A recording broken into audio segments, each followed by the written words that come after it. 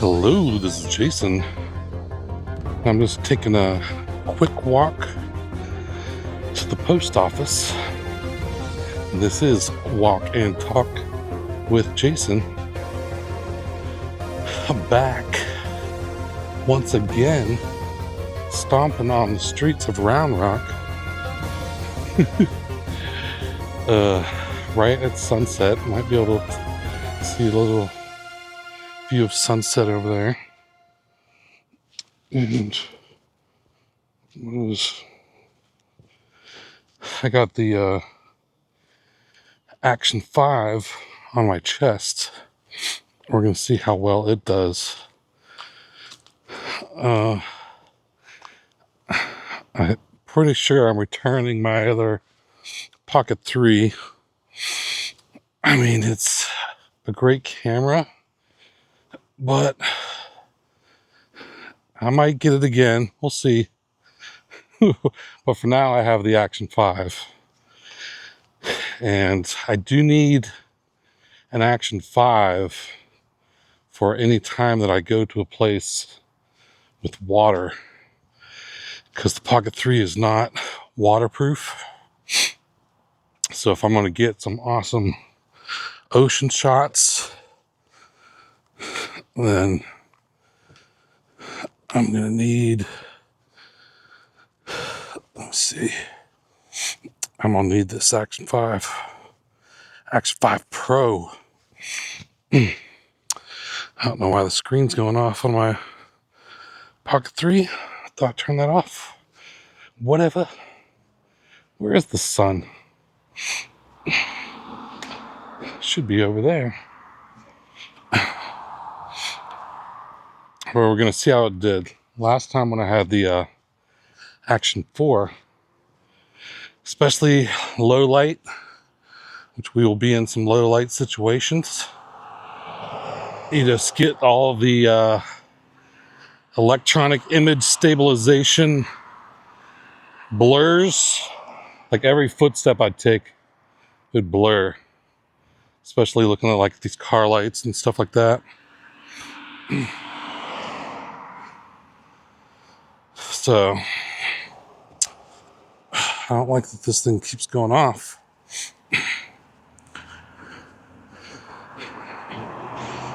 I need to fix this. All right, that should fix it. And I'm recording at 30 frames a second. So get a little bit with this. Let me try it, increasing the frame rate.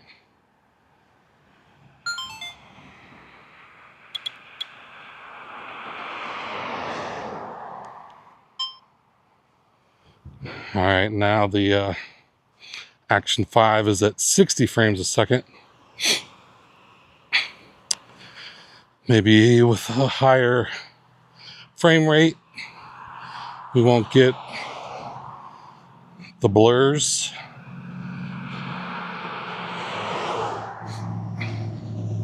Try it with the walk down to the end of the street at 60 frames a second.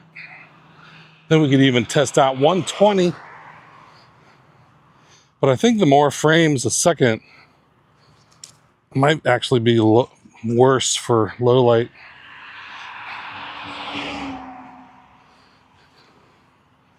We'll see. We're just doing a little testing on our walk. Yeah, we're not getting any, a little bit of pinkness. Not the best sunset I've seen. I think we're a little late. 7:37. Sun setting earlier and earlier. But if I can get by with just the Action 5 and the Pocket 3, that would be ideal. And so if I can't leave this one, like this one I think has a wider field of view, so it would be better for the cam to have strapped on my body looking forward. It is a little bit more conspicuous. But it's, you can set this for the screens to go off. It doesn't, so it wouldn't draw as much attention. But we'll see if every step I take, if we're getting a little blur like I did with the Action 4. I did one walk and talk video with the Action 4 and I'm like, yep, that's not gonna work. Can't strap it to your chest like you can the Pocket 3, because the Pocket 3 has a gimbal on the head of the camera. Keeps it stable. And another thing, take a look at this shirt.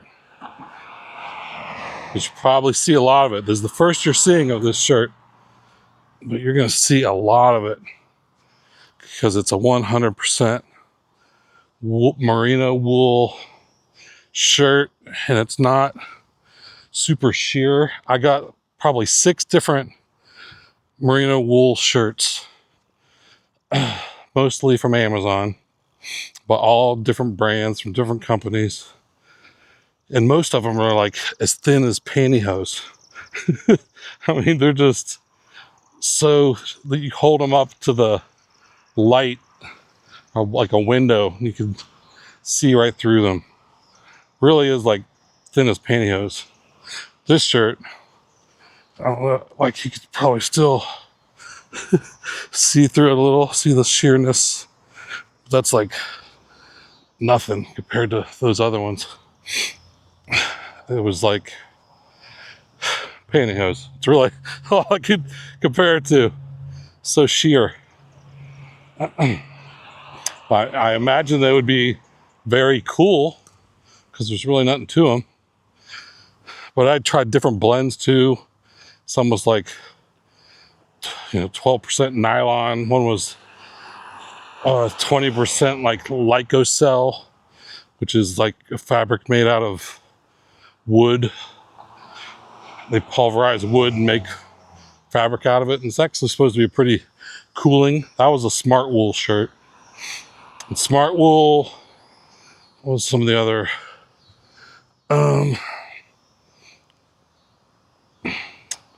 Dang it.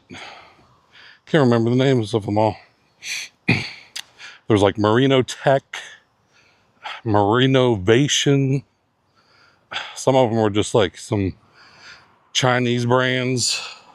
But this one that I picked was the minus 33, and it's a midweight. Calls it a midweight shirt. And there's like this GSM number, garment stitch metric. I don't know what it stands for, but it's like how dense the shirt is. And all these other ones that I tried were like 150 to 175 GSM. I'm pretty sure that's the acronym. It's like how dense it is. And this one's 235 GSM. So it's a thicker fabric. So it is, I guess, warmer, but it's still breathable. I wore it last night, and even when you sweat in it, it just kind of wicks the sweat away, and it's lovely. It's much better than wearing polyester. Even those polyester shirts that I have, as thin as they are, it's like wearing a little thin trash bag.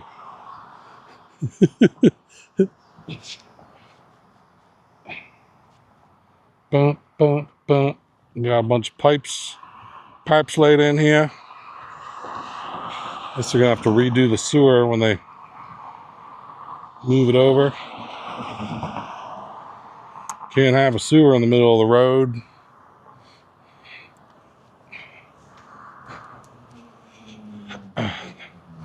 So we're gonna see how the low light does on this thing. And it's hard to beat the Pocket 3. Pocket 3 has a bigger sensor. It's a 1-inch sensor, whereas the Action 5 is a 1/1.3 inch. considerably smaller. And this has a dedicated low light mode too, but I don't really like using those things. I don't know what all the limitations of it are when you do put it in that mode. I just like that it has a dedicated HDR, HLG mode, where before they're like, yeah, it has so much dynamic range, it doesn't need a dedicated HDR mode. I'm like, yeah, well, it's hard to match the colors when you use footage from the Action 4 and, footage from a Pocket 3. Hard to match the colors up because they don't have the same color profile. Now, they should be able to match up very easily. We'll find out. And I'm in horizon and balancing mode. It's supposed to keep the horizon, even if I turn like sideways, it keeps the horizon straight.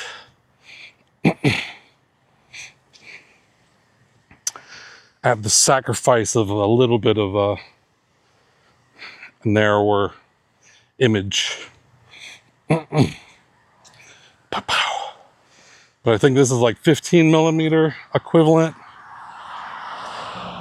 whereas the Pocket 3 is a lot. I think it's like 22 millimeter equivalent focal length. So it's just a tighter shot. Whew. But if this doesn't work with it strapped on my chest, I could switch them so I could put the Pocket 3 on my chest. But like it has the narrower view, which is not, you kind of want the wider shot for what you're looking at out in the world. I don't need a super wide shot on my face. I'm not that fat.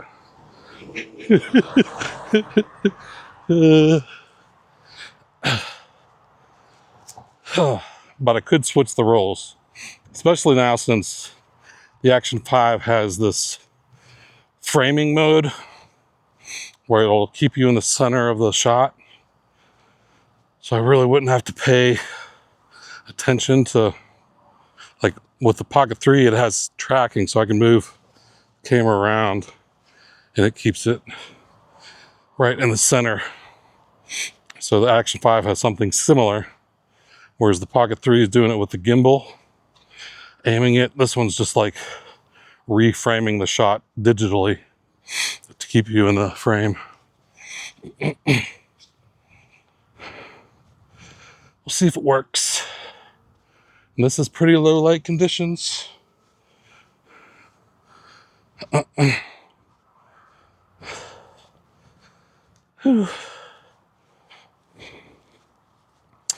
So if it can handle this without getting all blurry, we should be good. I'm gonna try a different mode now. Instead of horizon balance, we're gonna go rock steady, wide. All right, rock steady mode with wide. Now we don't have horizon balance. So our horizon can go askew. If that matters to you. And we're still in 60 frames a second. But I'm gonna render it down to 30 in post. Just gives us a little bit more to work with. And this is a little bit wider. Still doesn't have Pocket 3 in the shot, as long as I keep it off to the right.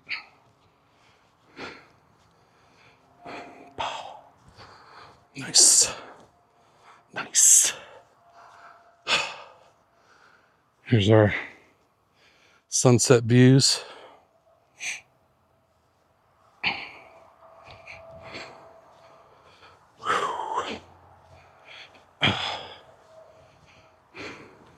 Yeah, wearing wool is definitely different for temperature regulation. The polyester made me sweat more. And it seems like everything has polyester in it. I'm trying to like get away from wearing polyester, and hard to find anything that doesn't have polyester in it. All right. I had to bring my big backpack to carry this box. It's like a 10-inch square box. It has a bunch of stuff from Ridge Merino in it that I'm returning.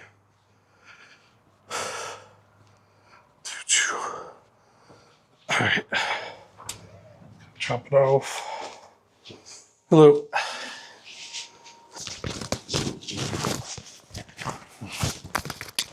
Strapped up again. Easy peasy.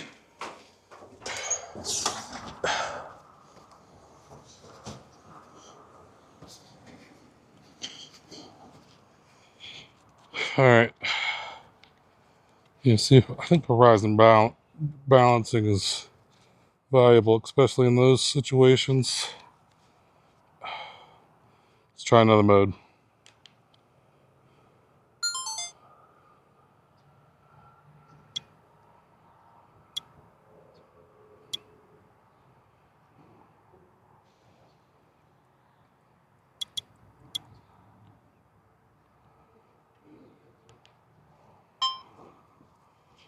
All right, we're going rock steady, ultra wide, not just wide, ultra wide.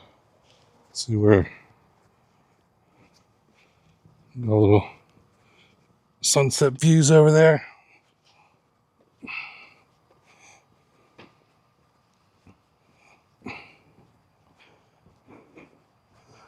Looks fine in the monitor. Really won't notice till I get home to edit. You can tell the horizon's out of whack. Having to keep the horizon level manually, not the easiest. It's more just something else to pay attention to that I don't want to. Whew. So yeah, the Ridge Merino stuff I just returned, that was like $380 worth of merino wool clothes in 4 items. It was like a beanie hat. It was a long sleeve wool shirt and like a zip up hoodie and kind of like jogging pants. So it was more cold weather stuff. I think the GSM on those items was like 300 and something, so they were way more dense and they were actually comfortable. And if I lived in a place that got cold, I would have kept them, but they were too hot. You know, they were a jogger and a base layer shirt. That's how they brand them. But the only place I'd ever be able to use them is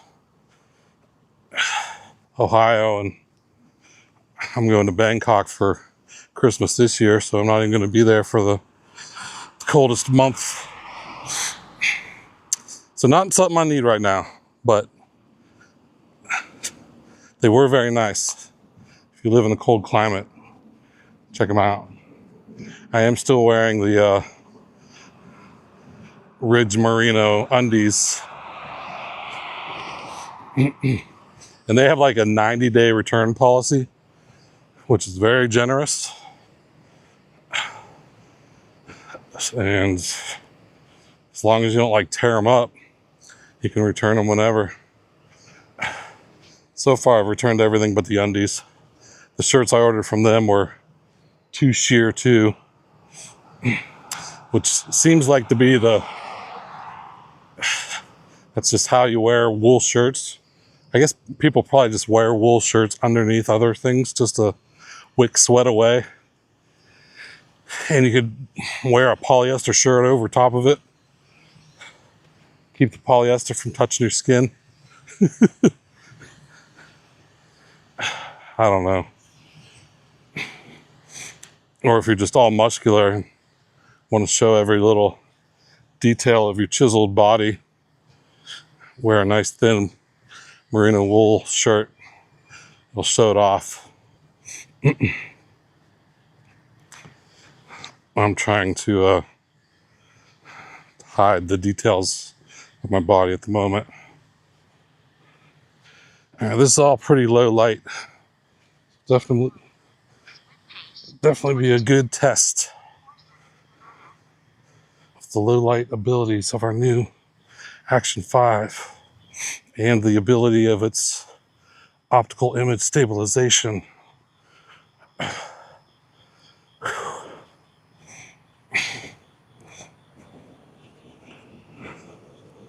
I am sweating it up.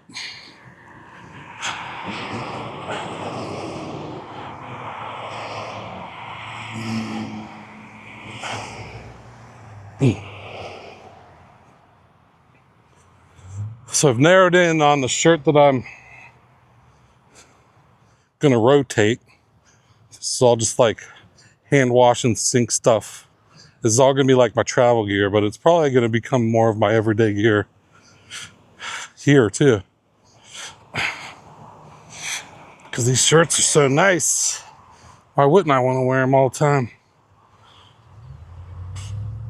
So I'll probably have 3 or 4 of these shirts in rotation, and 3 or 4 pairs of undies, 3 or 4 pairs of socks. Now the next thing is, I guess you don't really need I haven't found many 100% merino like wool shorts. Seems those are not popular.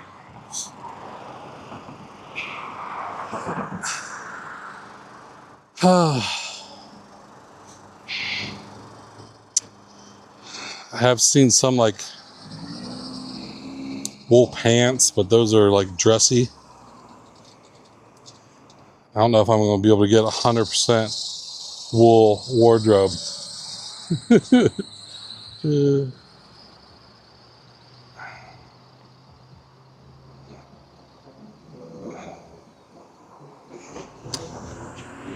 We'll see.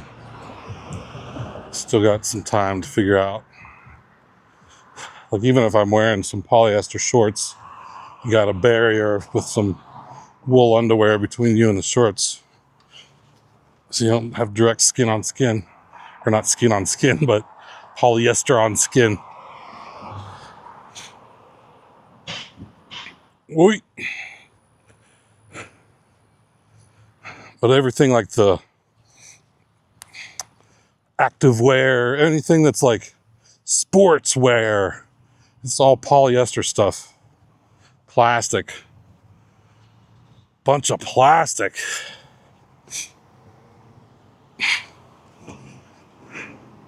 I'm not a big fan.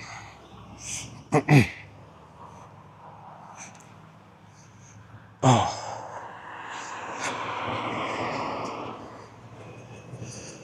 But I had a great time this weekend. I've done a lot of social activities. So many social outings. My friend coming in from Indianapolis and his wife, Brian Hawley, had a great time with them. First at the Domain on Thursday, and then went downtown Austin on Friday. And then Saturday I went out with Misty and Jake. Had the Brazilian steakhouse. It's delicious. Then we went to the Domain. Bar hopping. That was really fun. How hot is it? It is 89. 89 and humid.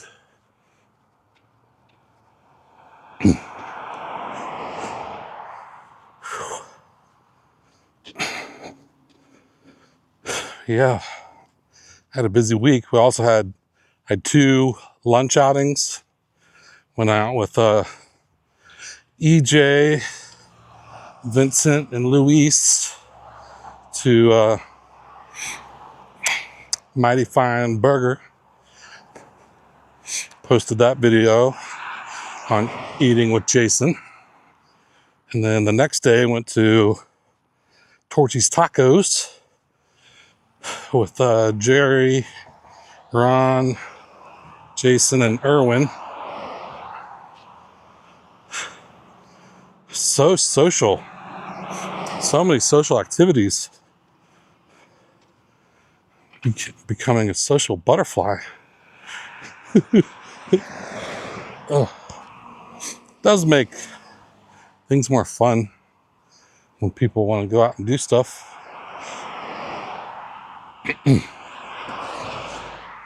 That's not too often. I just happen to have all those things coincide like at the same time. Plus, like my birthday. I've been celebrating my birthday all month. Which I don't mind. Let's cross over. But normally it's only like once or twice a month I get out and socialize. Need to do it more.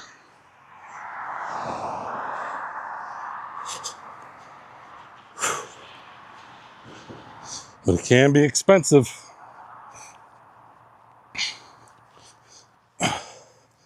Money was really no issue. I'd go out a lot more. Could end up dropping, it's at least $100, it seems like, to go out. If you're gonna go out, at least $100. Ooh. But it can easily get to $200 and $300. So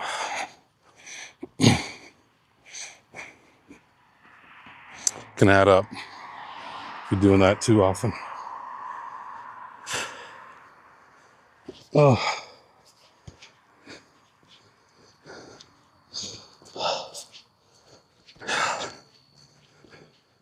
We got up here. Hello.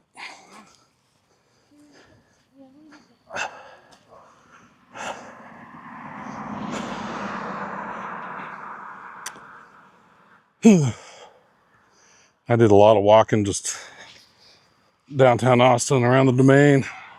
I haven't actually gone out on a walk until today. Past couple days. I'll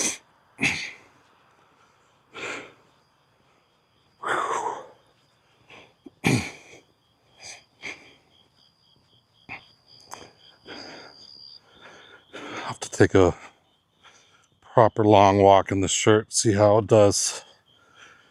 Feel how it feels. It does feel pretty warm. thicker wool shirt. So there's a reason why they make them so thin, like pantyhose. I just can't wear a shirt that thin.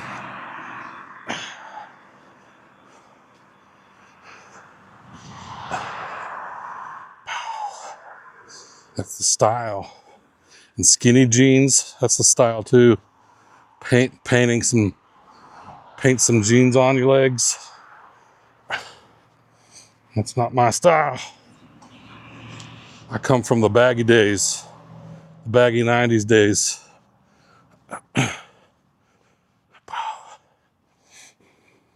We used to wear like MC Hammer type pants, big baggy skids. Called them skids. SKIDZ. That was a brand of pants and shirts. They had shirts and there was like a caution road sign with like a big skid mark on it.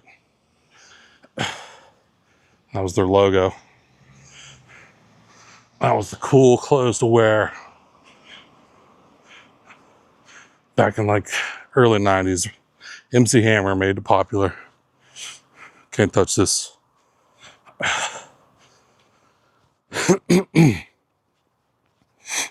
But even after the big baggy parachute pants went out of style, it was still like baggy jeans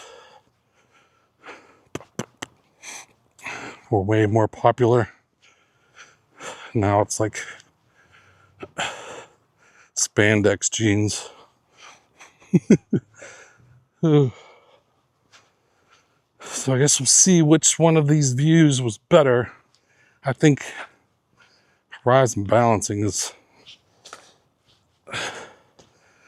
probably the better one. Just keep everything straight, steady. We'll see, maybe none of them work. We'll find out. But thanks for coming on this walk with me. That's all I got for this episode. So thanks for watching. Be sure to like, comment, and subscribe. And I'll see you in the next one. Just talk to you later. Take it easy.